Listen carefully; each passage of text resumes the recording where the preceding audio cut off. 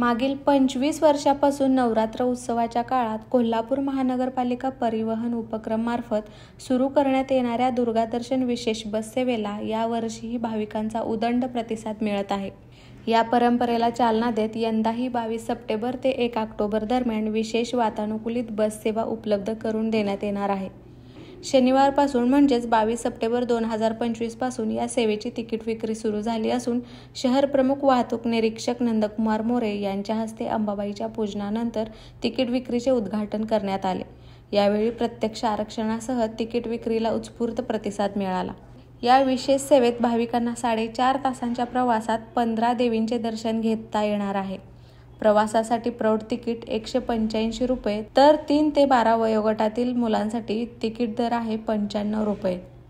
वाहतूक निरीक्षक नितीन पवार यांनी ही माहिती दिली। तिकीट विक्रीच्या प्रारंभी प्रियंका पाटील, अर्चना शिंदे, साधना जाधव यांनी आगाऊ तिकिटी खरेदी करून आरक्षण नोंदवले। याप्रसंगी केएमटी कर्मचारी सुनील पाटील, दुर्गादर्शन इन्चार्ज संग्रामसिंह काशीत, गजानन कोळी, स्थानक प्रमुख सुनील जाधव, सहाय्यक वाहतूक निरीक्षक, सेवानिवृत्त वाहतूक निरीक्षक पुरुषोत्तम साबळे, धनंजय पाटील, नाना भोसले, हेमंत हेडा, डॉक्टर मोहन मगदूम, चौगुले, चांदणी पाटोळे आदी मान्यवर उपस्थित होते। नवरात्र काळात भाविकांना सहज दर्शनाची सोय व्हावी तसेच गैरसोय टाळण्यासाठी आगाऊ आरक्षणाची सुविधा उपलब्ध करून देण्यात आल्याचे केएमटी प्रशासनाने सांगितले। नितीन पवार, केएमटी कोल्हापूर 22 तारखेपासून दुर्गादर्शन चालू आहे। त्यामध्ये साधारण 14 वर्षापासून 14 देवी आहेत।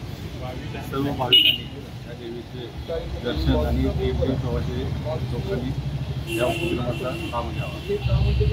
सदरचा उपक्रम गेली 25 वर्षापासून चालू आहे। सर्व भाविकांना मी असे आवाहन करतो की केएमटी हा उपक्रमाचा लाभ घेऊन सहकार्य करा। बाळ, फ्रीजमधून श्रीखंड काढ ना। आम्ही पूर्वी घरीच बनवायचो श्रीखंड, त्याची चवच वेगळी होती। आता काय सगळं रेडीमेड। आजी, हे श्रीखंड खाऊन बघ। आज तुझ्या आईनं घरीच बनवलं की काय? हे आहे गोकुळचं श्रीखंड। अगदी जिभेवर रेंगाळणार। जिभेवरच नाही तर मनावरही रेंगाळणार। गोकुळ श्रीखंड, मनावर रेंगाळणार।